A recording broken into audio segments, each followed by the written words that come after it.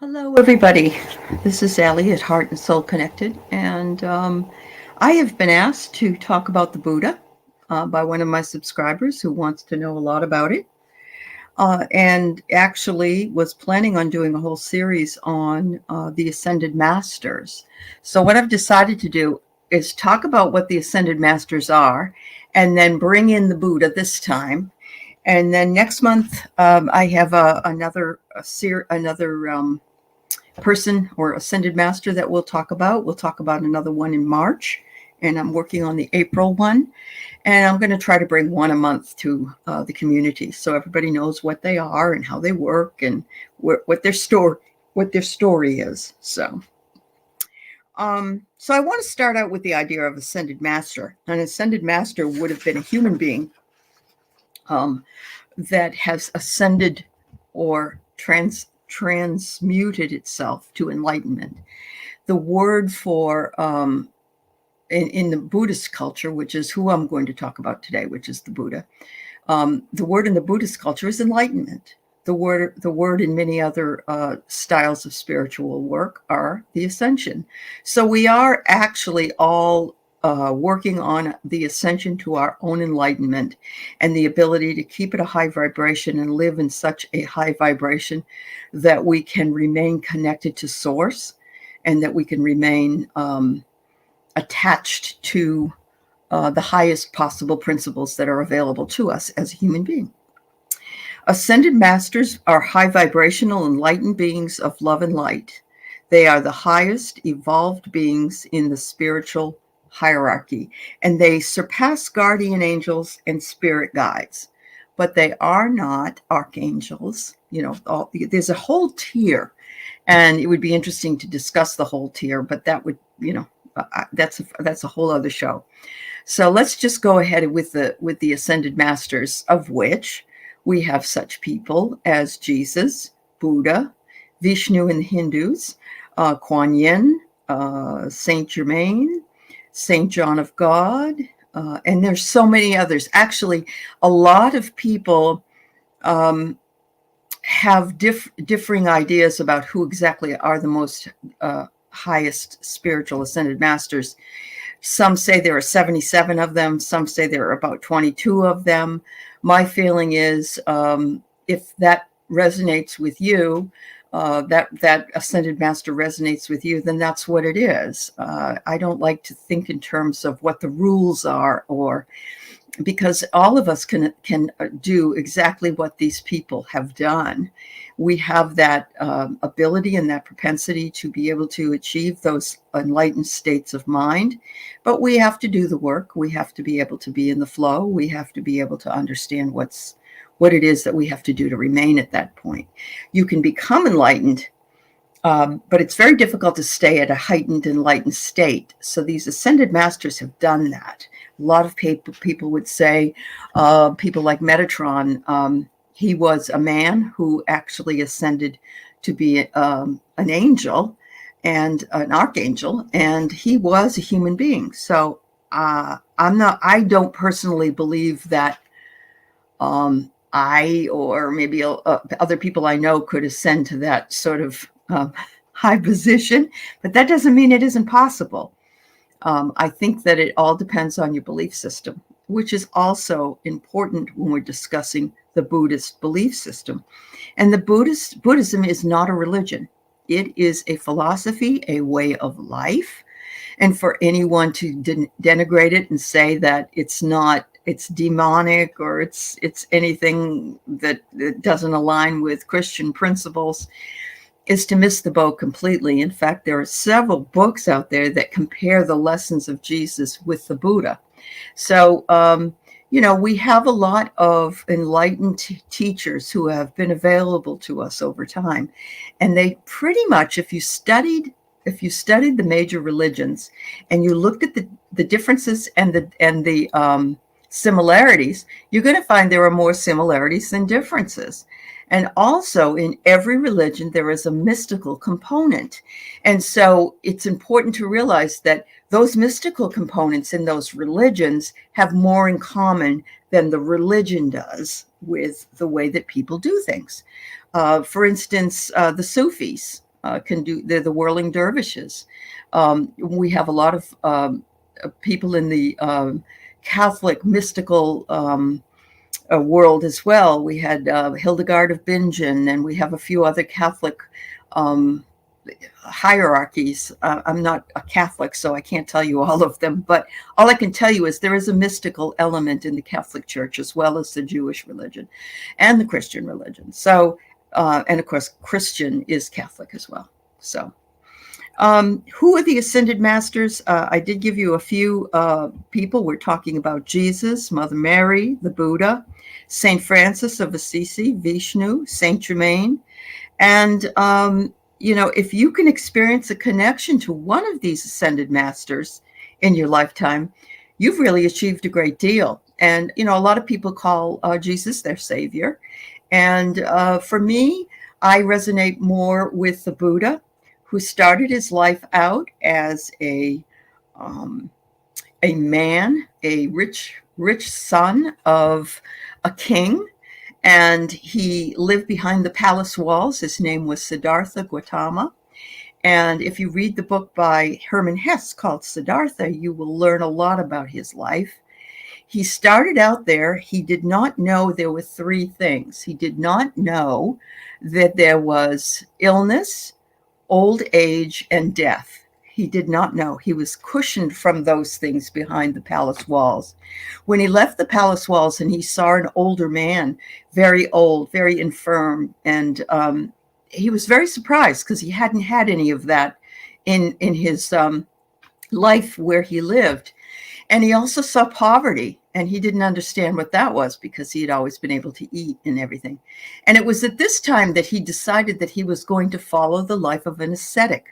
And an ascetic is somebody that, wears very minimal clothing, eats only through donation. And I would say that if you ever had an example of a modern day ascetic, you could look at the spiritual mother that was in the 20th and the 21st century. I can't even, Mother Teresa, that's who it is. The roles of different masters are varied, but they are all here for the same purpose. They're here to assist humanity on their own ascension and to increase our awareness of the spiritual forces that permeate this universe. Whether you believe so or you realize it or not, you too are an ascended master in the making. People have the ability to ascend the highest levels, but it can only be achieved through many challenges, positive life choices, rebirths, and lessons. And all you have to do if you come from a Christian background is to realize that Jesus said, all that I do can be done by you. So you know that this is something that is available to you. How you go about it is very, very different. And it may take lifetimes because we go through those different lifetimes to learn different lessons. Each ascended master has completed many lifetimes here on earth and has undergone spiritual transformation, which can also be called a rebirth.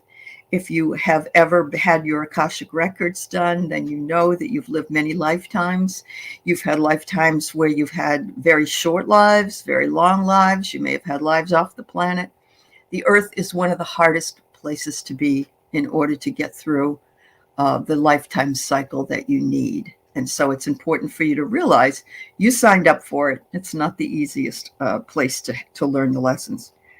Through the process of spiritual growth, self-awareness, making intentional positive choices in the faces of difficulty, and using your will to override DNA's negative expression like fear, anger, or disease, people can achieve self-mastery. It seems like an impossible feat. It seems like you'd have to be spending 24/7 on what it is that you needed to do in order for this to happen.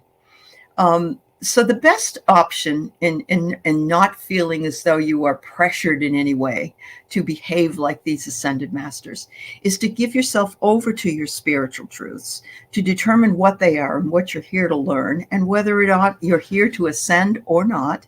And most of us are here to ascend because we've come back at this particular time in order to learn what we need to do in order to grow. And it could be said that all of lifetimes have that, but this is a particularly strong time when we have all come together, most particularly here on YouTube, I believe, in order to learn and grow and work together. We have served together many, many times together. Self-mastery is our process of evolving and becoming more and more enlightened. And at the end of that self-mastery journey is leaving the body and ascending to a spiritual plane to become yourself an ascended master. In other words, masters face similar or even more life challenges than the rest of us do.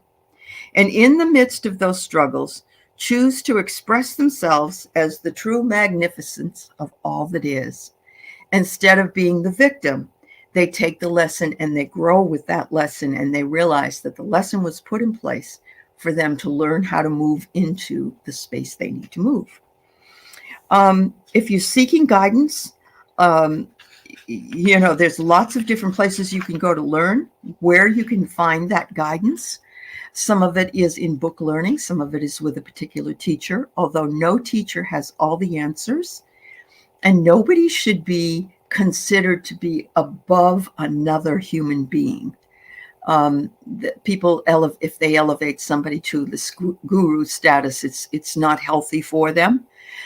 We have to outgrow the teacher. We have to listen and learn, and then we have to teach. But we have to take the lesson and live it and embody it. It's very, very important for us to do that. There is the law of karma, which believes that all major events in our life are predestined. Every positive deed we do sort of gets a little check mark on the merit box, and every negative deed is sort of a demerit. Bad actions will require some kind of a payment, some kind of a punishment. And you know this when we see people say, well, karma's going to take care of it. There's no retribution that needs to be done by anybody else, because that person has put the wheel of karma into that situation. And it may not happen with exactly the same people or in the same circumstances, but you know that it will come back and take care of what needs to be taken care of in order to right the carriage. It's like saying you reap what you sow. And it also reminds us that in the present is a cause, the effect of causes which we have set in motion in the past. If you haven't been nice to somebody or you haven't done what you're supposed to do, you get that back. It may take a few months. It may take a few years. It may take a lifetime. But all of those things come back to us in the wheel of karma. So decide not to do unto others what has been done to you. Instead, forgive and radiate compassion. I'm sure all of you have seen some people, very strong people, going in and forgiving killers and people in jails that have killed loved ones, and said that in order for them to grow and not have that karmic wheel continue on, they have to forgive those people. They may not forget, but they have to forgive, and they have to move away from that anger. Masters know that we're all connected, and the negative situations are required aspects of our personal growth.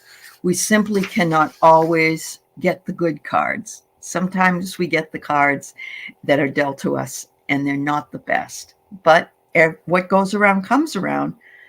And, we all go through cycles. We go through cycles of good, and we all have problems.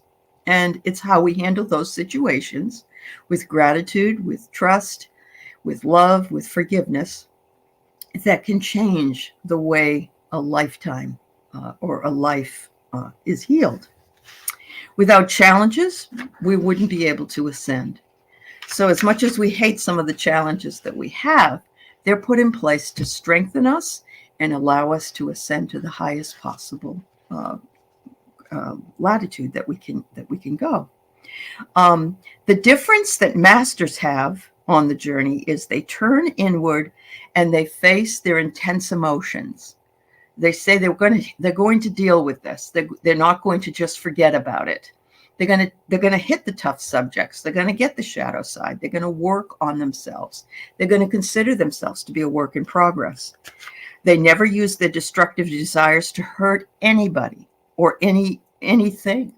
Not an animal, not a mineral, They also purify their negative emotions in order to raise their vibration.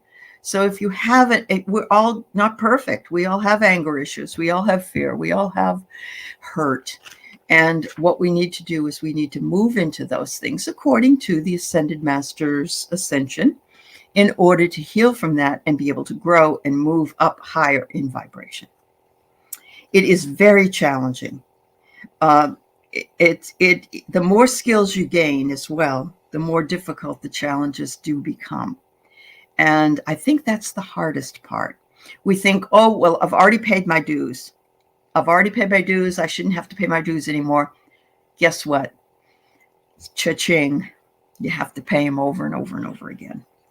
Self-mastery is choosing to feel compassion, forgiveness, tolerance, wisdom, and grace when in a situation you are presented that most people act out in a very negative way. We have trigger tempers, and I have the same issues as everybody else. There are things that will upset me, and I'll start and I'll think to myself later, why did I let that bother me so much? What's the problem? And that's our ego. Our ego's going, hello, aren't you mad about that? Hello. So you do have to understand that karma is something. There are some people that say we don't have to deal with karma anymore. I don't know that I believe that. I think we always will have to deal with karma until we complete the cycle. But while karma refers to accountability, reincarnation embodies the opportunity to be better. So again, we get reborn. We have another chance to make good on any karmic debts that we owe anyone else. I have been told that there are several things that have happened in my life that have paid karmic debts during this lifetime. And although I didn't like going through them and they were very painful for me, I did like the fact that I had cleared out a karmic debt. So that made me happy. Reincarnation is the belief that after you die, your soul comes back in another body, and souls can reincarnate, as you well know, through many lifetimes. Ascended masters are souls who finish the reincarnation cycle and do all their work in higher dimensions. They're no longer compelled to incarnate, but do so anyway to teach, heal, and raise the vibration of humanity. So if you see people on the planet who work in this area, know that they are fully ascended masters who have still decided to come back to this dense state, come back to the earth plane, come back to the hardest planet there is to have to deal with in order to help other folk. Okay. The purpose is to continue the evolution toward enlightenment so we can return to oneness with Source, aka God or Spirit, whatever that is that you call it. Ascension is somewhat similar to the Eastern concept of enlightenment. It is the path of those who actively choose to evolve into their higher consciousness. It is the determination that this is the path they wish to achieve, and they want to do it while they can, while they're in their life, while they're on the earth. Part of ascension is opening up your heart to reunite with all layers of your higher self and to Source. That's why it's so important that you ground yourself and that you attach yourself in this way in order to make this all happen for you. It doesn't happen on a certain date. It isn't something we unknowingly stumble into. It is through expanded awareness, and it comes to us incrementally. So where are you on the path? A lot of us think, oh, if it's a 1 out of 10, I got to definitely be an 8. I've been doing this forever. When you find out, really, you're still down here in 4. You've still got a long way to go. And sometimes that can be distressing, but we're only human. That's all we are right now. And so in order to make the grade, we have to practice. We have to do the work. We have to put in, if you want to liken it to repetitions, you have to do 16 push-ups every day for the next 60 days. And then you're going to move it up to this, or you have to go work out. You have to go for a power walk, or you have to do whatever it is you have to do. Stay on a diet. I don't know. But it's the same idea, but it's consistency and it's perseverance, which is very important. This is not to say that you are not already a God. You are a divine human, a spark of God, and ascension returns to you in your own divine nature. I remember when Shirley MacLaine came out and was on the beach saying, "I am God, I am God." And my mother was listening to her in the movie that she was in. She was disgusted. My mother was. She's saying she's God. She's a woman. She's a human. That isn't what the point of this was. Shirley was recognizing that I am a piece of God. I am a part of the bigger picture. And we must recognize that we are all connected all the time. Ascension fits into 5 categories: awakening of the mind and the realization of profound change in your life. This awakening comes through epiphanies, wherein the mind experiences a flash of enlightened perspective. Aha! I got it! That kind of a moment. An epiphany is an aha moment where you finally get it. And does it last forever? No, of course not. You're going to have more than one of those. You may also awaken with a new personality. Picture the kind of person you were 5 years ago. Are you still the same person? Are you still in the same mold? Have you grown from that particular person? And I don't mean, you haven't aged or whatever, but are you the same person? When the mind's awakened, we are more self-accepting and we are more empowered than we were in the past. And this is our new personality.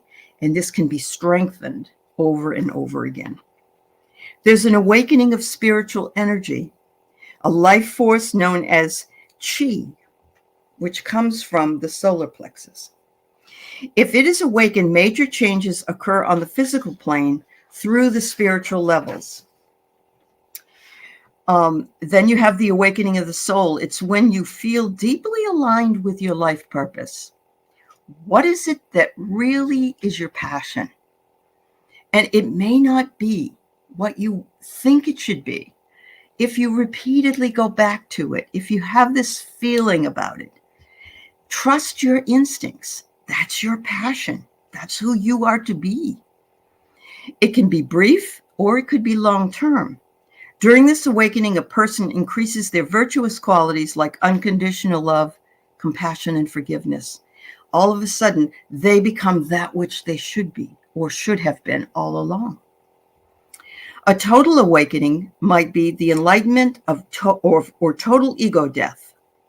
It's where you're not thinking at all on any kind of level about the material plane, how much money you make, what kind of things you need, what people think about you, all of those things. This is a gift of grace. And this keeps us in love, truth, and pure awareness. This state can arrive spontaneously or through years of spiritual discipline or study. And I've seen it happen when people have raised their kundalini, and all of a sudden they have all these beautiful gifts that come around. Or it could come very slowly, where you take classes and you bring those gifts to the surface and you learn more about them. So that is the basis for the Ascended Masters. And that is what they are in a nutshell. Buddha is the enlightened one. In 1995, when I was taking classes, I took classes on all the major religions, and Buddhism spoke to me the most, even though it's not a religion. Buddhism is a philosophy. It has different precepts, it has different belief systems, and it stems, much like Christianity, from a person who was just a regular Joe having reached enlightenment in his lifetime. There would be some argument by others about Jesus. I think Jesus was one of the most wonderful ascended masters there is, but we're talking about Buddha right now. Although some people elevate Jesus to a God status, and they have him on the cross and so forth to remind us that he sacrificed for all of us. And in the Buddhism, we have these beautiful gold Buddhas, or the big guy with the big fat belly, or we have different manifestations of the Buddha. But there's no worship involved. They aren't there to worship this particular graven image. The Buddha is an idea. The Buddha lived in both extremes of living, as I mentioned, a rich prince and also a hermit or an ascetic. He proposed that the key happiness to life was to live somewhere in the middle, actually where most of us live. That's where most of us live, somewhere in the middle. Also, moderation in all things, balance, self-care. He was the self-care king. His teachings also explained that you can find happiness through inner peace. And quite honestly, when it's my turn to talk about what it is that I want, I always choose inner peace. That is one of my intentions, to get to the point where I have inner peace and peace of mind. He promotes meditation as the main form of mental training, and that's why you see a lot of Buddhist monks sitting in little tiny monasteries all day long. But you also see the personification of probably one of the kindest, most compassionate people in the world, who is the Dalai Lama. But he's not to be worshipped. He doesn't want to be worshipped. He's just a representation. And honestly, brings me a lot of joy just to listen to him talk and to hear what he has to say, because he never complains and he never says anything bad about anybody. The Buddha will assist you with inner peace, but also with world peace. He also wants you to be balanced, joyful, and be moderate in what you do in your life. Eat moderately, sleep moderately, work moderately, balance. And perhaps being a Libra, that's my choice as well, because I like everything to be in balance. So that might be why he resonated so deeply with me. Spiritual growth, compassion, tolerance, accepting of life's difficulties, seeing the larger picture and the journey of life, and also being understanding. We all need compassion. We live in a very difficult world where we are being asked at all times to I don't know, to make decisions quickly, to live in a certain way, to judge things, make them black or white, or no shades of gray, or make a decision about something. We aren't asked to just simply balance things out, to unify, and to work to keep that balance. And of course, the justice and the Libra is the justice scales, and that's really could be a symbol of Buddhism. Buddhism is one of the largest religions in the world, but it, again, isn't a religion. If you look it up, it's a philosophy. A lot of people call it a religion because actually religion is a philosophy. So you have to just think about it that way. Buddhists believe that human life is one of suffering. And it isn't that we have to suffer, it's the acceptance that we must suffer because life isn't easy. So it isn't like just shut up and accept it, suffer away. It's more like, okay, things aren't really good today, but that's what life is. And tomorrow, things might be great, and I'm going to be very grateful. And I'm also going to be very, make sure that I take that moment and say to myself that my peace has been found. The good behaviors are a way to achieve enlightenment, of which the Buddhists call that nirvana. And I don't know that the band knew that. Nirvana band knew that when they first came out. Maybe they did. It did originate in South Asia around the 5th century BCE, before the Common Era. So it would be a lot older than many other religions at the time. With Siddhartha Gautama, over the next millennia, it spread through Asia and the rest of the world. There are 4 noble truths in the religion. The first one is suffering, which teaches that everything in life suffers in some way. The second one is the origin of suffering. This states that all suffering comes from desire. The only reason we suffer is because we desire something. And if we weren't attached to it, then we wouldn't suffer. The third is cessation of suffering, and it says that it's possible to stop suffering and achieve enlightenment. And the fourth is the path to the cessation of suffering is about the middle way. And the middle way, as we said, was walking that line between too much and not enough. There are also 5 precepts of Buddhism.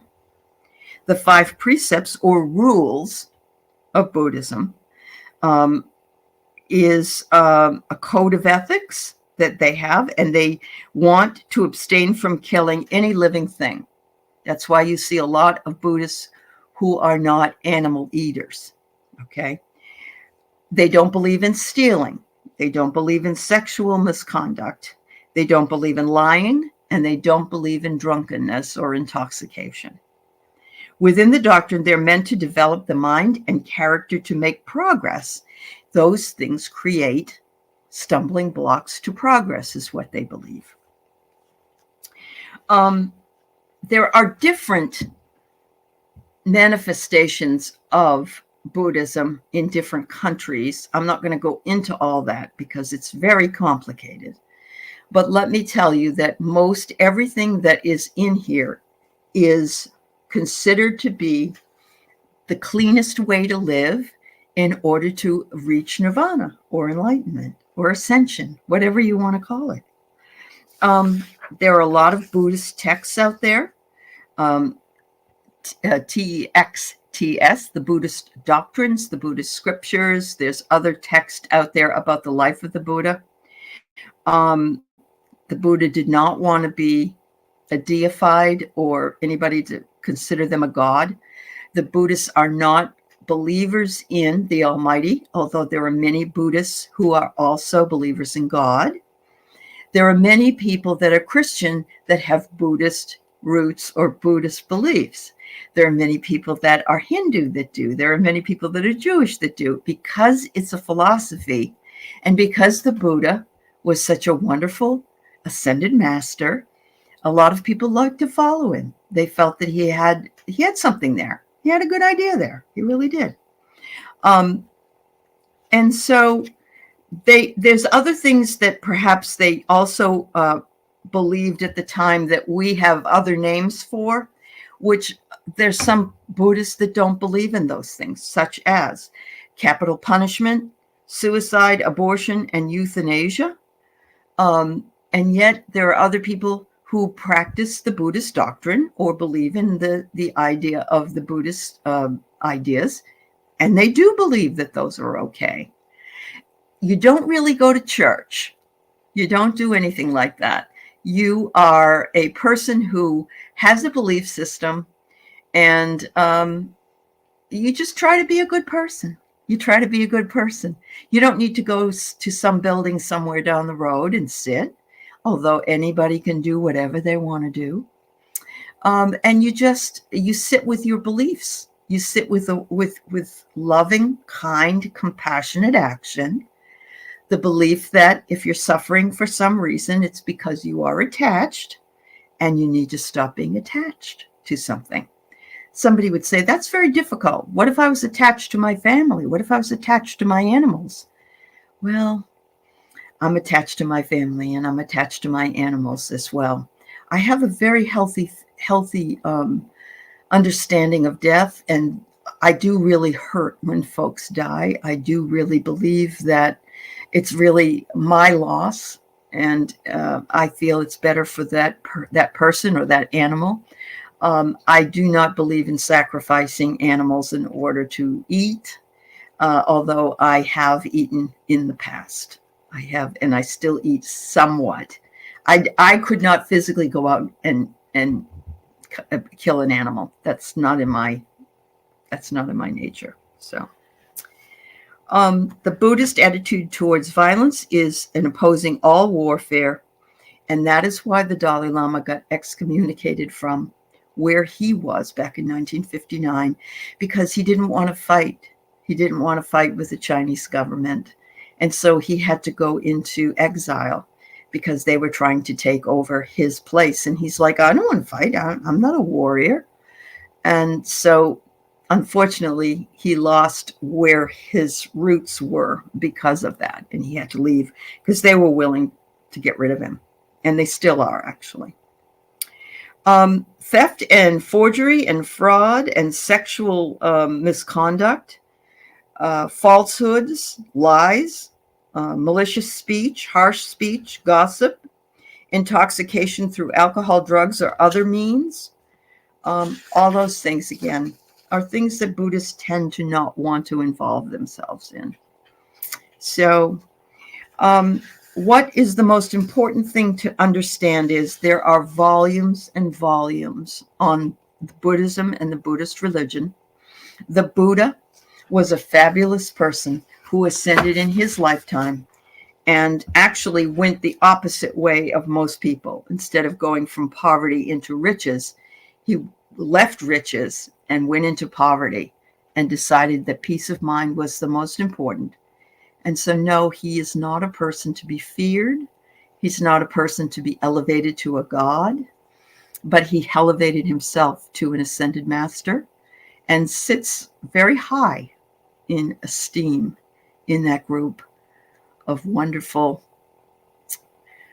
guides of ours, which are, if you've got an ascended master on your side, good for you.